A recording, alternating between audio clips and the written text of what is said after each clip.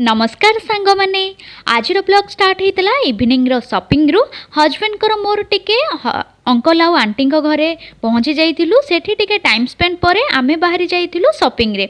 एठी तो लाडोडल शरारत आपन देखुथिबे। हजबैंड को मोर बाहरी पहुँची जाइलु पांटालून मॉल रे।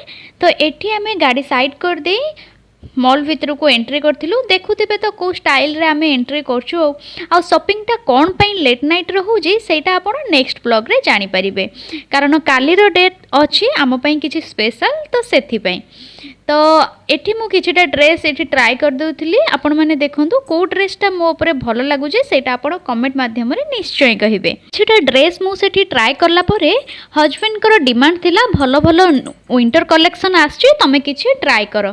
तो मु ता भितर किछिटा ट्राई करथिली किंतु सबुठु बेकार मते लागिथिला एई कलेक्शनटा। आपण निजे देखंतु एटा मो ऊपर टोटली सूट करनथिला।